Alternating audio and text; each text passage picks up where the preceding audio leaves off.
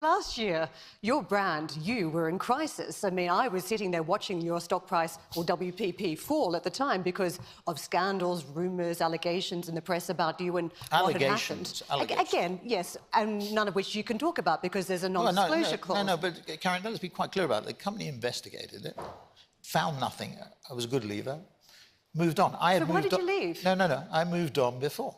But why did you leave? This is not a Sir Martin Sorrell decision to leave a business like that. Because of the way the company handled the investigation. That was it. And, you know, I moved on before the results of the investigation, actually.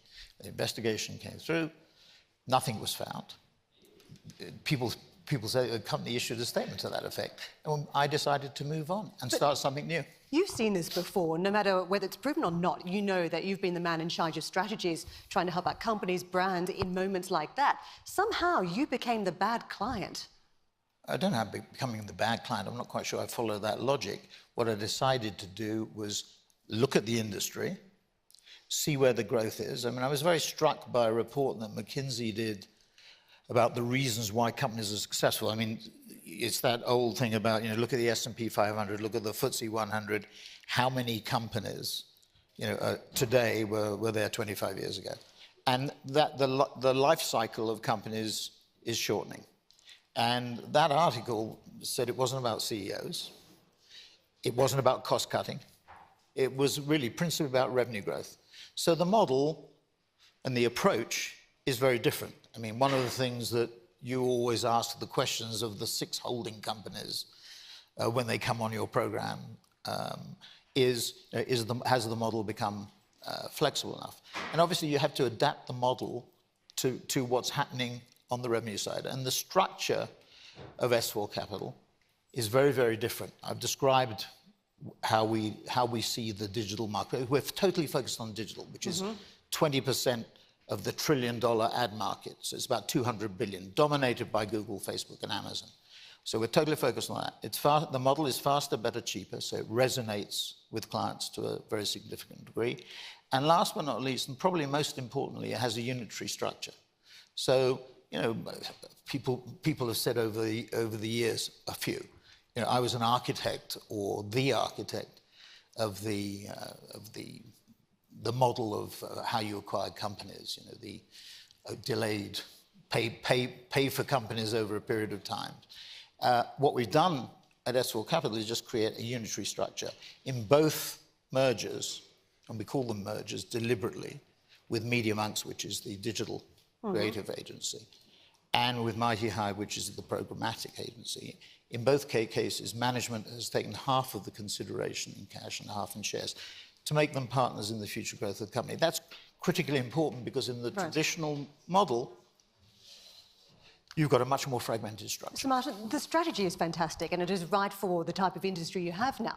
Are you saying you left WPP because it was not the right company in the right sort of advertising marketing world? That's why you left? You wanted to be in a better growth area? What I did was to sit down and look at where the industry was going, you know, post my departure, and identify where I thought the opportunities were. I mean, the good news about S4 Capital is it's a clean sheet of paper.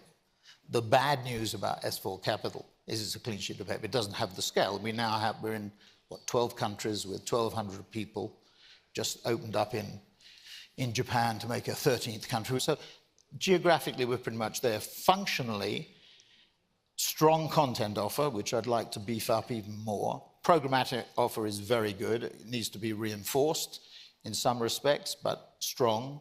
It needs to be combined more effectively.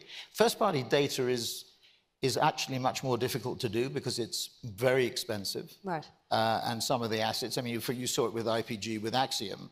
They bought everything except LiveRamp, which is arguably the sexiest asset there.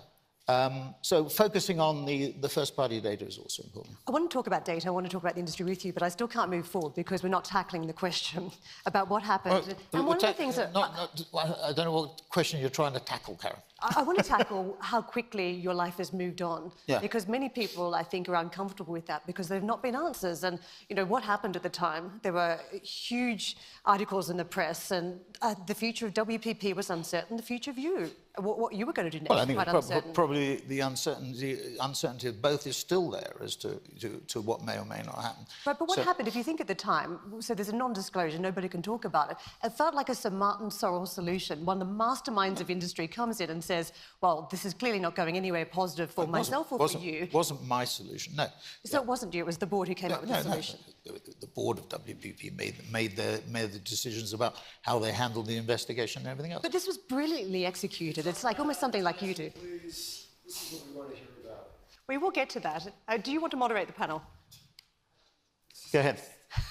So I wanted to ask you whether this was your solution. Well, can we follow on you? I mean, on the basis I will move on after this. On the basis of what the consumer wants, there's your consumer.